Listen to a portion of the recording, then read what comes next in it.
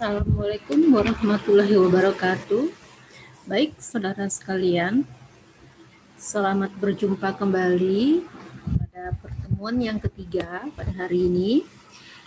Sebelumnya, Ibu menyampaikan selamat Idul Fitri, minal aidin wal faizin, mohon maaf lahir dan batin. Mudah-mudahan kita semua menjadi manusia-manusia yang fitri dan menjadi orang-orang yang bisa berbuat lebih baik setelah Ramadan nanti selesai.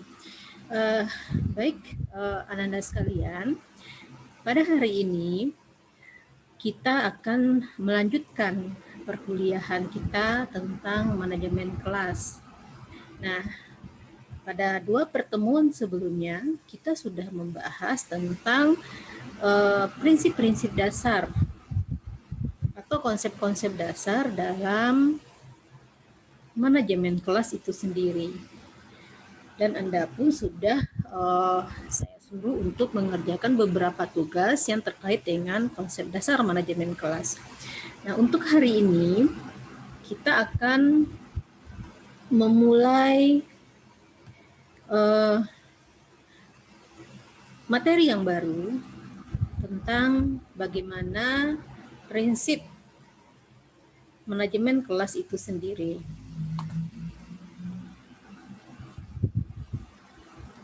Nah, dalam manajemen kelas, seperti kita ketahui bahwasanya manajemen kelas ini sangat penting untuk dimiliki oleh seorang guru, karena ini nanti akan berkaitan dengan keterampilan guru dalam pengelolaan kelas.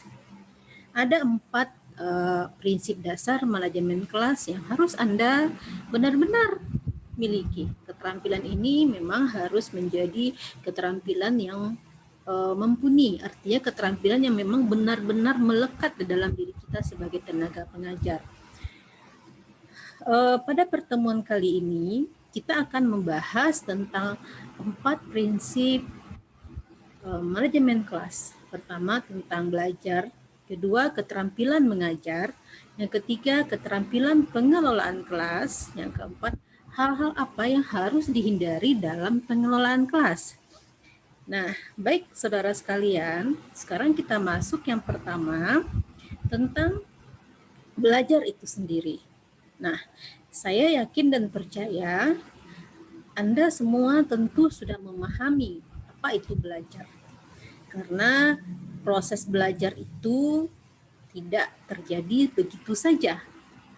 Belajar terbentuk dari pengalaman dan yang disengaja maupun tidak disengaja. Nah, mengutip pendapat beberapa ahli, di sini saya ambil dari pendapat Brown dan Graham, di mana dikatakan belajar atau learning itu merupakan perubahan tingkah laku, mental, representasi, atau asosiasi yang relatif permanen sebagai hasil dan pengalaman manusia. Nah, apa artinya di sini? Belajar merupakan proses perubahan tingkah laku yang terjadi akibat interaksi individu dengan lingkungannya. Jadi, perubahan tersebut terjadi karena adanya interaksi yang disengaja maupun yang tidak disengaja. Nah, hasil dari interaksi itulah nanti yang akan membentuk tingkah laku yang direpresentasikan dalam bentuk pola tingkah sehari-hari, pola pemikiran, kemudian diasosiasikan, kemudian generalisasikan, dan itu berlangsung secara permanen di dalam tubuh manusia. Nah, jadi perubahan perilaku dalam proses belajar, seperti tadi yang sudah saya katakan, bahwasanya belajar adalah interaksi dengan lingkungan. Interaksi ini berlangsung secara sengaja. Namun demikian, ada faktor-faktor yang mempengaruhi kesengajaan tersebut. Jadi, walaupun belajar ini kadang juga terjadi tanpa kita sadari, tetap ada faktor pendukungnya. Pertama adalah namanya kesiapan atau readiness. di mana ini menyangkut capacity atau kapasitas fisik dan mental kita dalam melakukan sesuatu. Jadi ketika proses belajar dilakukan secara sengaja melalui ruang kelas atau ruang Zoom seperti pandemi kan perkuliahan atau belajar dilakukan secara daring. Tapi kan itu secara sengaja. Nah, ketika proses belajar itu dilakukan secara sengaja, maka dibutuhkanlah yang namanya kesiapan atau readiness, yaitu kapasitas mental kita untuk melakukan sesuatu. Kalau misalnya kita tidak siap untuk belajar, otomatis hasilnya juga tidak akan baik. Namun apabila kita memang memiliki motivasi yang tinggi untuk belajar dan kita siap untuk menerima pelajaran, maka interaksi yang terjadi antara lingkungan dan peserta didik, antara guru dan peserta didik itu akan berhasil dengan baik. Yang kedua, faktor yang mempengaruhi interaksi tersebut atau faktor yang mempengaruhi proses belajar adalah motivasi. Jadi, Anda semua mau mengikuti perkuliahan tentu ada motivasi. Saya mengajar tentu juga ada motivasi. Motivasinya adalah bagaimana memberikan ilmu kepada mahasiswa. Dan mahasiswa termotivasi untuk menerima pembelajaran dari dosen. Nah, motivasi merupakan faktor internal yang sangat mendukung dalam proses pembelajaran. Kenapa? Karena kalau tidak ada motivasi untuk belajar, apapun yang Anda lakukan, apapun yang nanti akan Anda perbuat itu tidak ada hasilnya. Itu makanya ketika ada di antara mungkin siswa-siswa di sekolah, apakah itu SD, SMP, SMA, yang tidak senang melihat gurunya, atau dia tidak senang dengan pelajaran tertentu, itu disebabkan karena tidak adanya motivasi di dalam dirinya untuk mengikuti pembelajaran tersebut. Ditambah lagi kurangnya keterampilan guru dalam pengelolaan kelas, dalam memberikan model dan metode pembelajaran yang menarik, sehingga siswa memang benar-benar kehilangan motivasi untuk belajar. Jadi mendorong motivasi siswa itu penting dilakukan oleh guru. Dimotivasi itu tidak hanya yang bersifat internal, juga bersifat eksternal. Eksternal artinya dari guru, internal berarti dari dalam diri siswa. Nah, jadi motivasi perlu didorong dalam diri peserta didik dan diri kita guru sekalipun agar kita mampu menciptakan proses pembelajaran yang baik. Nah, yang ketiga, faktor yang ketiga yang mempengaruhi itu adalah tujuan yang ingin dicapai.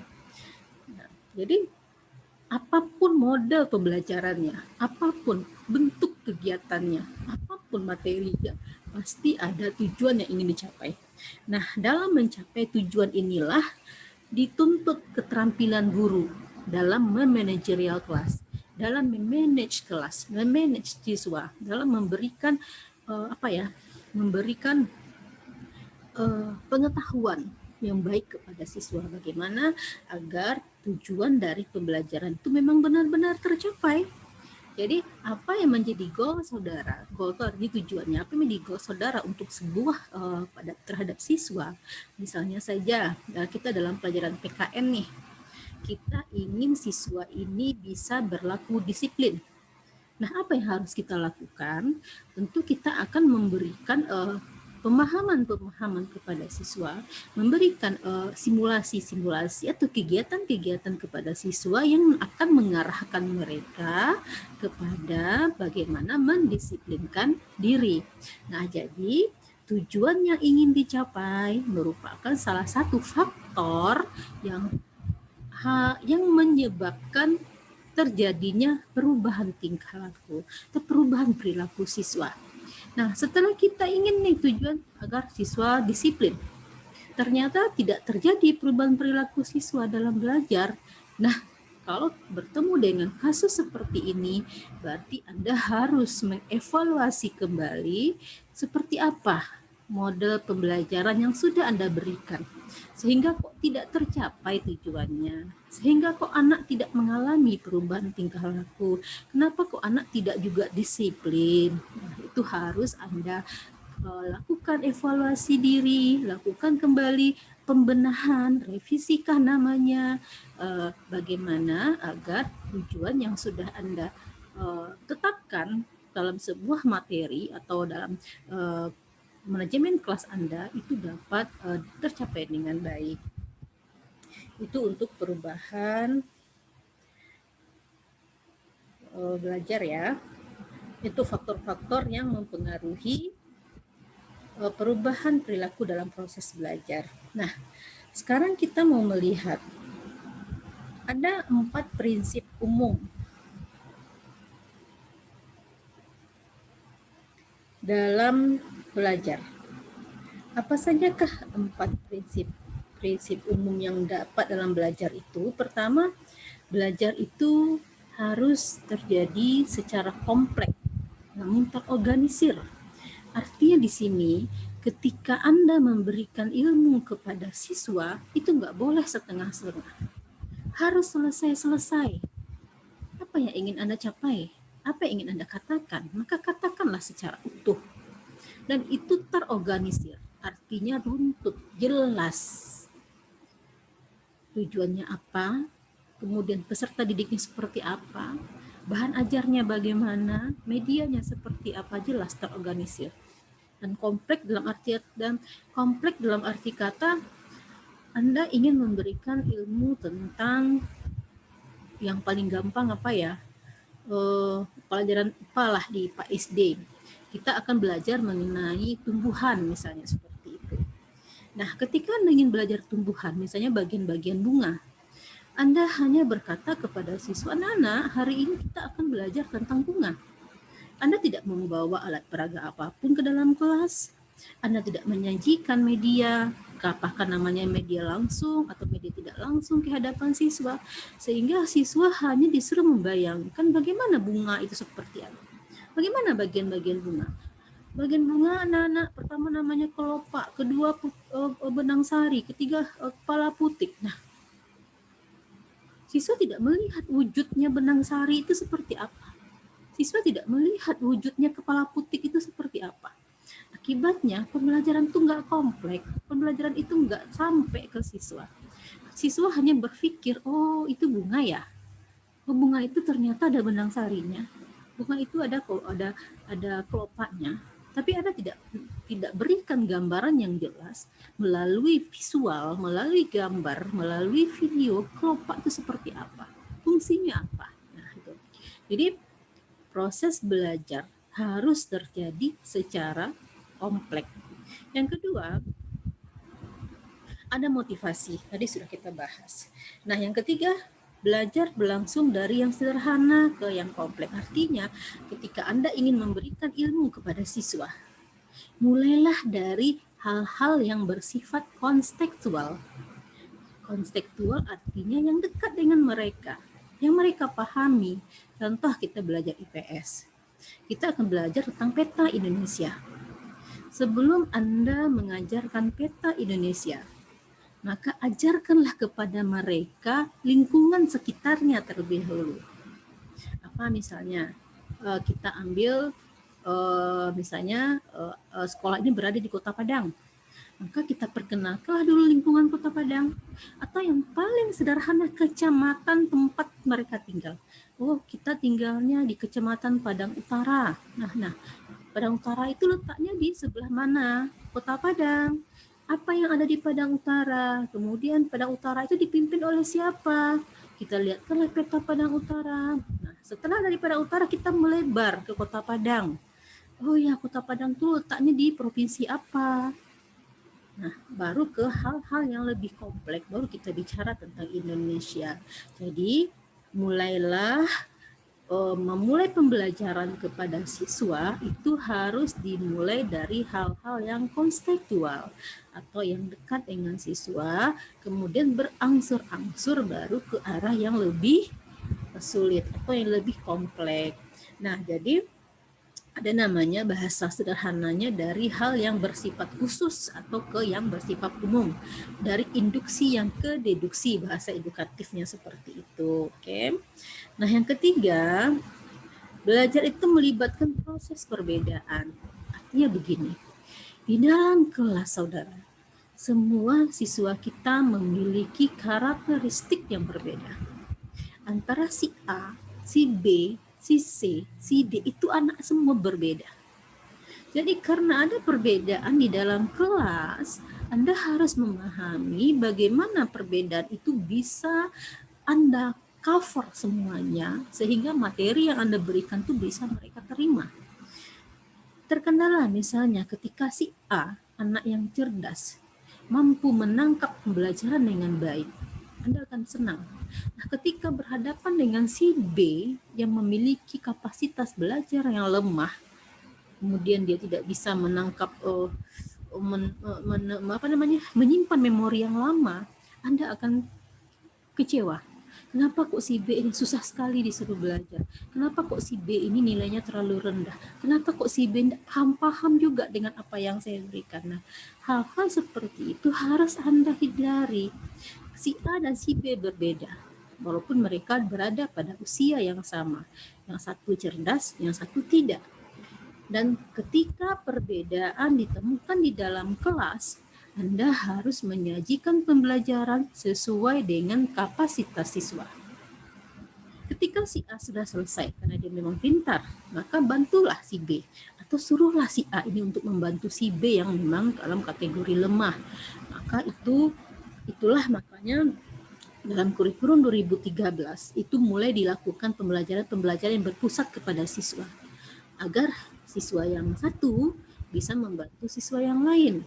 Dan pembelajaran itu bersifat lebih berkelompok untuk mengimbangi kemampuan teman-temannya. Jadi proses-proses yang berkaitan dengan perbedaan atau pembelajaran nanti berbenturan dengan perbedaan-perbedaan karakteristik di dalam kelas harus Anda sikapi dengan baik. Anda harus mampu menjadikan kelemahan siswa yang satu untuk menjadi sarana bagi teman yang pintarnya untuk berbagi ilmu kepada mereka. Nah, jadi seperti itu. Oke. Nah, jadi intinya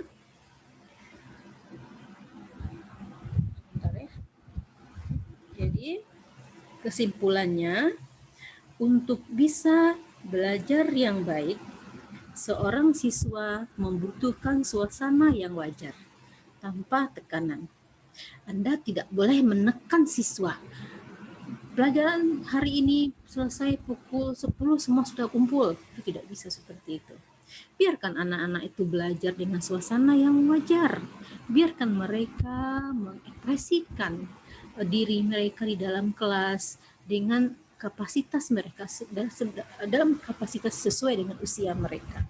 Kemudian yang kedua, untuk dapat belajar dengan baik, siswa membutuhkan suasana yang merangsang.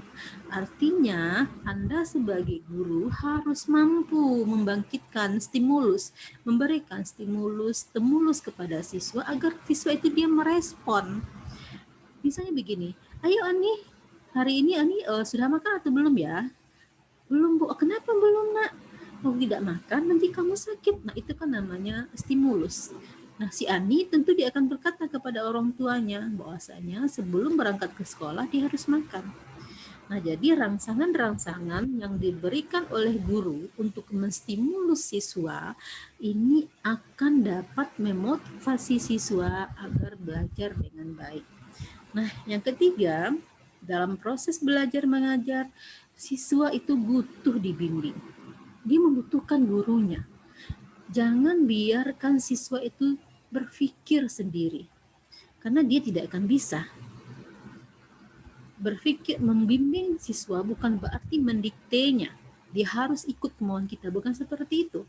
Tapi ketika siswa ini mulai melenceng pemikirannya, mulai keluar dari koridor materi yang akan kita sajikan, telah kita berikan, maka di sanalah kita harus membimbingnya. Yang paling gampang ketika siswa belajar tentang etika dan perilaku atau akhlak.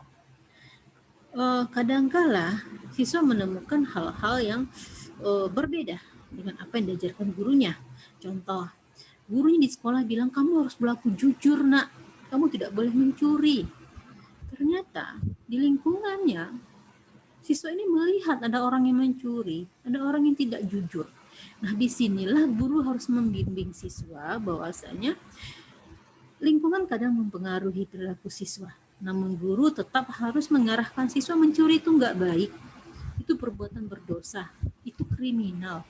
Nah, bimbingan-bimbingan yang diberikan oleh siswa, oleh guru inilah nanti yang akan memotivasi siswa untuk menjadi uh, uh, peserta didik yang lebih baik.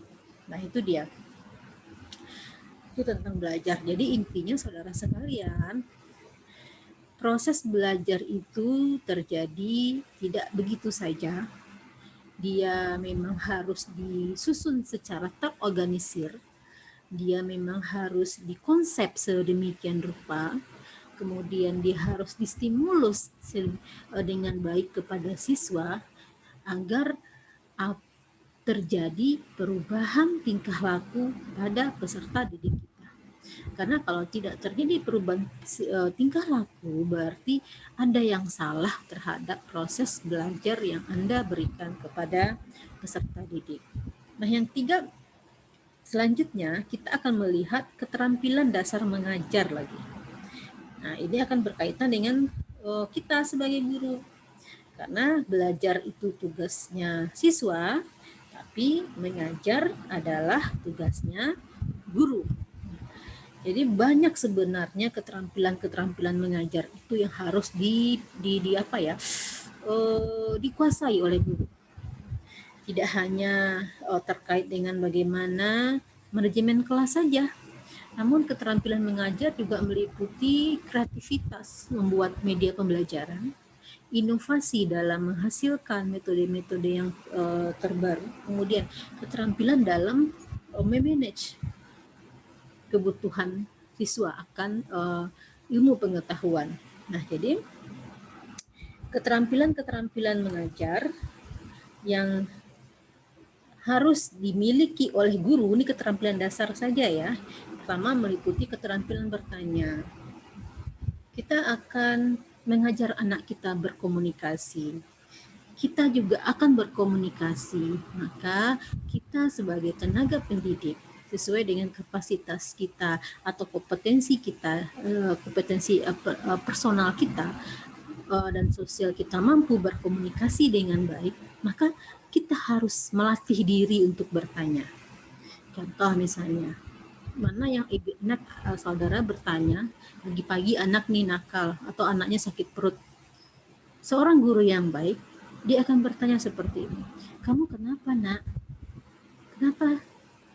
Kenapa tidak sarapan pagi ya? Tentu dia akan menggunakan bahasa yang baik.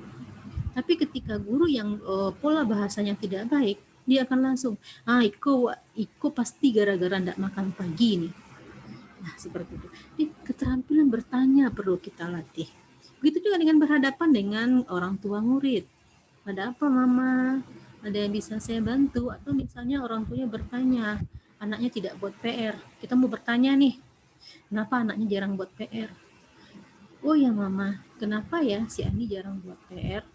Ini sudah 3 kali dia tidak buat PR. Nah, keterampilan bertanya ini harus Anda miliki sebagai bentuk pola komunikasi yang baik sebagai tenaga pendidik. Yang kedua, keterampilan memberikan penguatan. Penguatan di sini adalah pemahaman siswa terhadap materi yang kita berikan. Anda sudah menjelaskan panjang lebar, tapi di akhir pembelajaran, apa yang Anda jelaskan itu tidak ditangkap dengan baik oleh siswa. Itu artinya Anda kurang melakukan penguatan. Penguatan bisa dilakukan dengan mengajukan pertanyaan, dengan mengajak siswa menyimpulkan pelajaran bersama-sama, dengan menyuruh salah satu siswa untuk menceritakan kembali apa yang kita sampaikan. Nah, itu penguatan. Jadi, apa yang kita berikan kepada mereka, apa yang kita ajarkan kepada mereka, mereka ingat. Tapi setelah mereka pulang ke rumah, orang tuanya bertanya, belajar apa tadi di sekolah, nak? Anaknya bisa menjelaskan, oh iya mah, tadi Bu Guru belajar tentang antariksa. Tadi Bu Guru belajar tentang bagaimana menjaga kebersihan. Jadi mereka paham apa yang Anda ajarkan. Tapi ketika anak bertanya, ketika orang tuanya bertanya, tadi belajar apa di sekolah? Anaknya menjawab, nggak tahu belajar apa. Bu gurunya ngomong-ngomong aja tuh. Nah, itu artinya Anda belum memberikan penguatan yang maksimal sehingga siswa Anda nggak paham tadi Anda mengajar apa. Oke.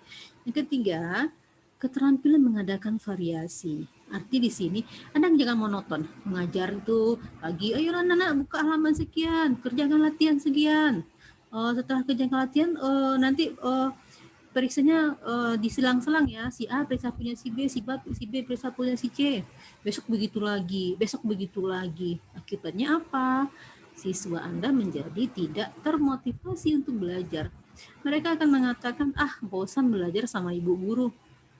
Begitu-begitu saja. Kerjain latihan terus, atau ceramah terus. Nah, Anda harus memiliki keterampilan, harus kreatif dalam melahirkan inovasi-inovasi model pembelajaran, atau minimal sekarang kan sudah banyak tuh model-model pembelajaran. Anda bisa terapkan. Misalnya hari ini kita belajar dengan model PBL, Problem Based Learning, atau besok dengan mata pelajaran IPS, Anda ingin menggunakan model bermain kartu misalnya, atau ada dengan pembelajaran IPA, Anda ingin menggunakan metode eksperimen. Nah, itu kan bervariasi. Jadi setiap hari siswa mendapatkan variasi-variasi model pembelajaran, variasi-variasi mengajar yang Anda berikan, sehingga memang keterampilan mengajar Anda menjadi sangat terlatih. Nah, yang ketiga, keterampilan menjelaskan. Keterampilan menjelaskan ini perlu dimiliki. Ini berkaitan dengan komunikasi Anda, cara Anda berbicara, cara Anda mengungkapkan sesuatu. Apa yang keluar dari lisan kita menunjukkan kualitas isi kepala kita. Nah, ketika Anda menjelaskan pelajaran, namun siswa tidak paham apa yang Anda katakan, itu menunjukkan Anda tidak menguasai materi. Namun ketika Anda mampu menjelaskan dengan baik, kemudian memberikan contoh-contoh yang baik, memberikan umpan balik kepada siswa, ini menunjukkan bahwa Anda menguasai materi. Anda paham apa yang Anda berikan. Jadi, kuasailah keterampilan menjelaskan. Mulai latih dari sekarang, menjelaskan hal-hal yang kecil kepada adik, kepada anak, kepada keluarga, sehingga nanti ketika Anda sudah mulai mengajar, Anda juga sudah terbiasa dengan pola-pola komunikasi seorang guru. Karena kalau misalnya Anda tidak pandai menjelaskan sesuatu, apalagi tidak terampil dalam mengolah bahasa, maka Anda tidak mampu menarik minat peserta didik Anda untuk ikut dalam belajar atau ikut dalam kelas Anda untuk belajar. Itu dia. Yang kelima, ada keterampilan membuka dan menutup pelajaran. Nah, ini sangat penting sekali. Seorang guru yang profesional, dia harus bisa membuka pelajaran dengan bahasa yang bagus. Pagi-pagi misalnya, anak-anak, pagi ini sangat indah sekali. Bagaimana suasana hati kalian? Apakah semua sudah sarapan? Tentu anak-anak akan bersemangat. Berbeda dengan guru yang begitu pagi-pagi masuk dalam kelas. Duduk tenang-tenang. Ayo, bukakan bukunya, keluarkan bukunya, kerjakan halaman sekian. Atau misalnya ketika dia mau menjelaskan, sebelum kita mengerjakan latihan, perhatikan ibu ke depan. Nah, bawaannya kan kaku saja. Guru yang kaku dalam mengajar, itu sangat tidak disenangi oleh siswanya. Nah, beda ketika Anda mampu membuka pelajaran dengan baik. Ayo anak-anak, menyambut pagi ini, kita bernyanyi bersama, kita mengucapkan syukur kepada Allah, kita berdoa bersama agar pembelajaran hari ini berjalan dengan lancar. Begitupun dalam menutup pelajaran, Anda harus bisa memberikan cara menutup yang baik. Baik anak-anak, hari ini kita sudah selesai belajar dan kita tutup pembelajaran kita dengan mengucapkan hamdalah sama-sama ya. Nah, jadi pola-pola komunikasi seperti itulah nanti yang akan melatih Anda atau menuntun Anda menjadi guru yang profesional pada akhirnya. Namun kalau keterampilan hal-hal yang kecil ini tidak Anda miliki, artinya Anda hanya mengikuti saja apa yang ada pada diri Anda, tidak berbicara, lebih banyak diam, mengerjakan saja apa yang bisa dikerjakan, kita tidak akan berkembang. Sebaiknya memang kita harus mampu memotivasi diri kita untuk menjadi seorang guru yang baik, seorang guru yang disenangi oleh siswanya. Itu dari keterampilan dasar mengajar. Nanti bisa dipelajari lagi ya keterampilan dasar mengajar. Nah, jadi keterampilan dasar mengajar itu nanti yang akan berkaitan dengan pengelolaan kelas. Nah, ketika kita bicara mengenai keterampilan pengelolaan kelas, maka di sini yang dituntut adalah keterampilan seorang guru untuk menciptakan dan memelihara kondisi belajar yang optimal, untuk mengembalikan kondisi optimal. Untuk mengembalikan kondisi belajar optimal apabila kelas mulai terganggu ketenangannya. Misal begini, kalau Anda sudah menyusun nih, pagi sudah tenang, anak-anak belajar dengan baik, ternyata muncul masalah-masalah kecil yang menyebabkan kelas menjadi heboh. Kelas itu menjadi ribut. Tentu Anda harus mengembalikan lagi kelas ini seperti suasana yang pertama, yang optimal. Jadi, keterampilan pengelolaan kelas itu sangat membantu Anda ketika kelas yang mulanya tenang, kemudian heboh, untuk bisa kembali tenang. Nah, sekarang apa yang harus kita pahami dalam pengelolaan kelas? Tentu pengelolaan kelas ini tentu kita harus tahu tujuannya apa ya. Pertama kita lihat tujuan untuk siswa. Tujuan pengelolaan kelas untuk siswa pertama adalah mendorong siswa agar dia bertanggung jawab terhadap tingkah lakunya.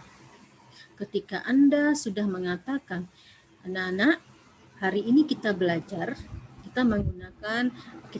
dengan metode diskusi. Nah, dalam diskusi ada beberapa aturan yang harus kalian penuhi. Tentu Anda akan menyebutkan, guru akan menyebutkan 1, 2, 3, 4. Dalam diskusi harus berbagi informasi, dalam diskusi harus menghargai pendapat teman. Nah, ketika aturan-aturan diskusi itu sudah Anda sampaikan kepada siswa, maka siswa harus bertanggung jawab dengan apa yang sudah mereka sepakati.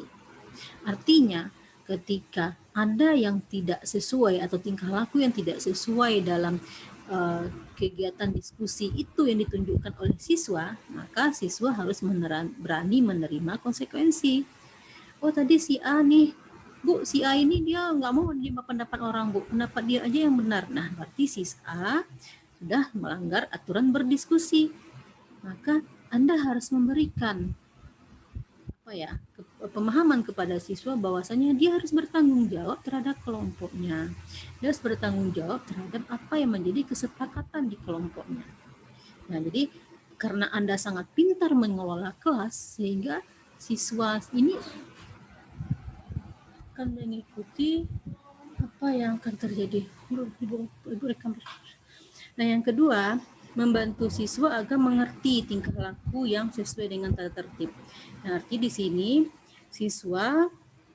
Anda harus mengajarkan siswa untuk memahami tingkah laku, memahami tata tertib di sekolah. Kan kalau biasanya guru-guru itu kan sudah ada peraturan yang harus dipatuhi oleh siswanya, tata tertib kelas yang sudah memang mereka sepakati bersama-sama. Nah, guru harus bisa memperingatkan siswa ketika memang siswa ini melanggar aturan. Memperingatkan siswa itu bukan berarti melakukannya dengan marah, bukan seperti itu. Tapi siswa ditegur dengan bahasa yang baik. Hari ini nak, kamu sudah melanggar peraturan kelas kita. Kan di kelas sudah ada aturan tidak boleh membuang sampah sembarangan. Nah, ketika kamu membuang sampah sembarangan, berarti kamu sudah melanggar aturan. Nah, jadi pengelolaan kelas itu sangat berdampak sekali terhadap siswa. Ketika Anda sudah mampu mengelola kelas ini dengan baik, Anda sudah mampu menyusun tata tertib kelas dengan baik untuk diikuti oleh siswa dan semua siswa mengikutinya dengan baik, maka Anda sudah dapat dikatakan berhasil dalam mengelola kelas. Itu untuk siswa. Nah, kemudian apa tujuan pengelolaan kelas untuk guru? Kalau tadi kita bicara mengenai pengelolaan kelas untuk siswa, sekarang kita akan melihat apa pula tujuan dari pengelolaan kelas untuk guru. Nah, pertama, pengelolaan kelas itu bisa melatih keterampilan guru dalam mengajar yang lebih efektif. Yang kedua, guru ini memiliki kesadaran akan kebutuhan siswanya terhadap pendidikan dan dia mampu mengembangkan potensi siswanya. Yang ketiga, dengan pengelolaan kelas yang baik, seorang guru akan dapat merespon segala tingkah laku siswa yang mengakibatkan gangguan di dalam kelas. Nah, setelah muncul gangguan, tentu guru akan mengembalikan lagi kelasnya seperti tadi. Bagaimana caranya gangguan-gangguan kecil ini bisa diselesaikan dengan baik oleh si guru. Nah, itu dia tadi. Jadi, keterampilan kelas itu sendiri, itu secara garis besar dia memiliki dua komponen keterampilan. Pertama, keterampilan kelas yang berhubungan dengan menciptakan dan memelihara. Yang kedua, keterampilan pengelolaan kelas yang berhubungan dengan pengendalian kondisi belajar. Berbeda ya. Kalau yang pertama berhubungan dengan bagaimana menciptakan dan memelihara kondisi belajar yang optimal. Nah, yang kedua berkaitan dengan mengendalikan kondisi belajar. Setelah Anda ciptakan kondisi belajar yang kondusif, Anda pelihara kondisi belajar itu sampai pulang sekolah, tentu harus dikendalikan.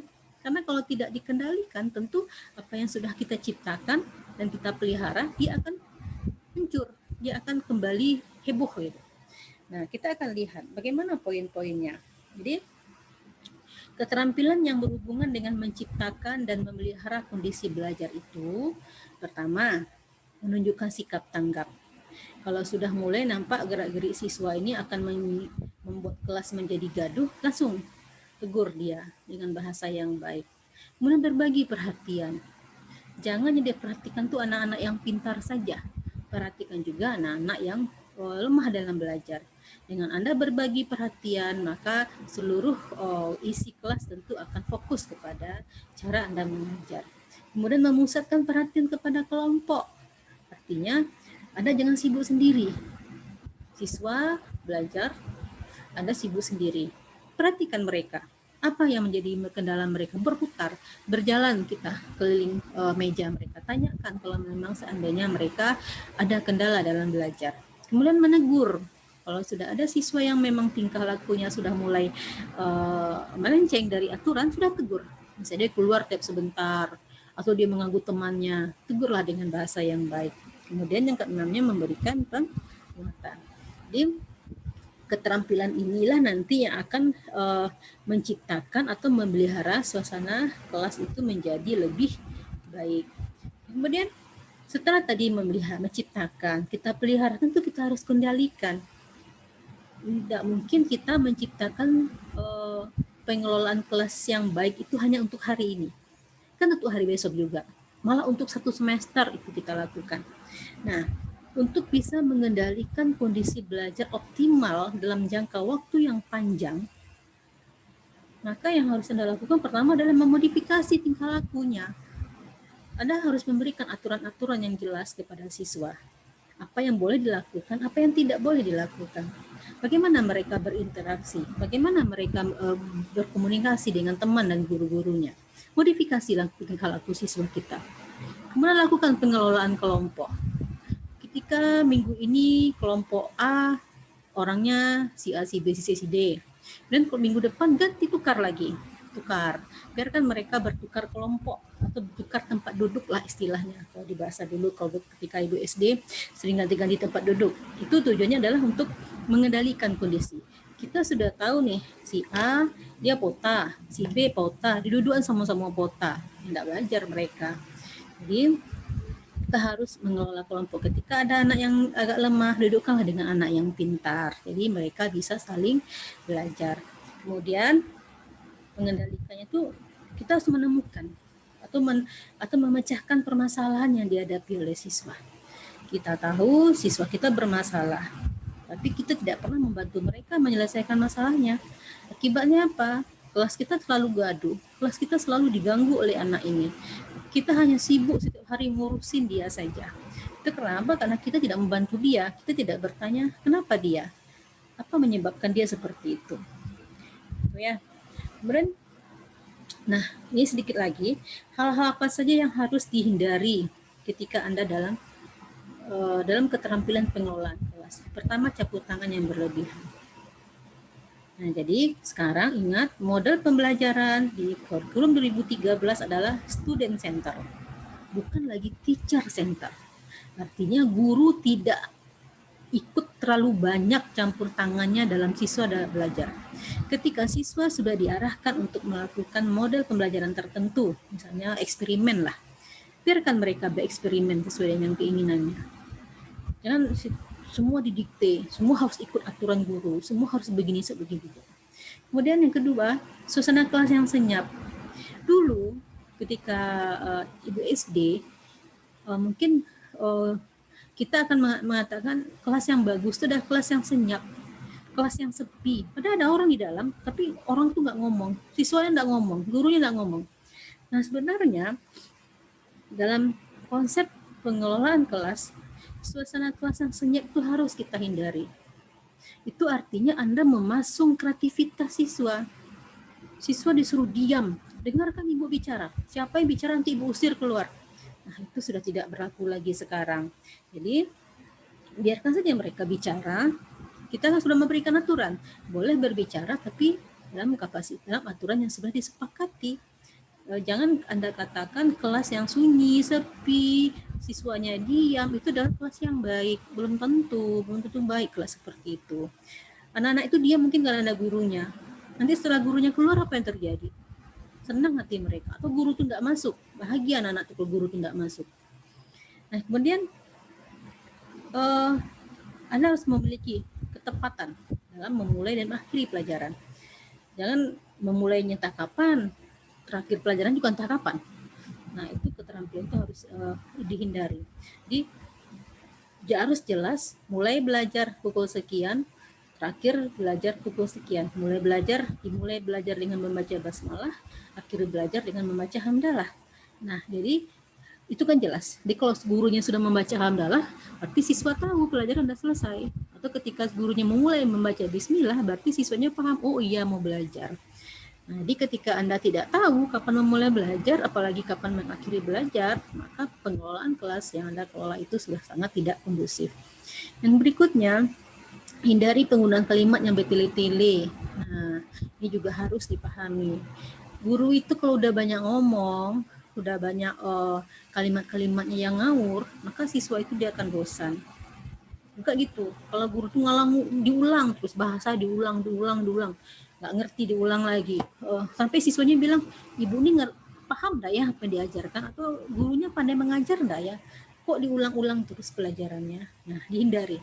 Jadi, sebelum Anda mengajar, Anda harus yakin betul apa materi yang Anda ajarkan itu memang Anda kuasai. Model pembelajaran yang Anda berikan itu memang Anda sudah lakukan, sudah Anda kuasai dengan baik, sehingga tidak ada lagi kalimat-kalimat yang bertele-tele, tidak ada lagi pengulangan materi yang itu Anda ulang sering-sering, sehingga siswa bosan mendengarnya. Jadi, Anda harus memahami bahwasanya guru yang baik memang harus paham bagaimana cara berkomunikasi yang baik. Nah, 3 fungsi guru dalam manajemen kelas. Tadi juga sudah kita bahas, ada namanya fungsi instruksional, fungsi edukasional, dan fungsi manajerial. Yang ketiga hal ini nanti bisa Anda pelajari lebih lengkap di PPT ini. Nah, baik saudara sekalian, itu tadi materi kita pada hari ini. Silakan dipelajari lebih dalam materi ini, dibuatkan resumenya. Nanti minggu depan akan kita bahas melalui Zoom meeting ya. Karena ini juga sudah terlalu panjang videonya, nanti tidak masuk dalam tidak bisa dikirim melalui WhatsApp. Oke, akhirul kalam, Bu tutup tutorial ini dengan kalimat Alhamdulillahirabbil alamin. Assalamualaikum warahmatullahi wabarakatuh.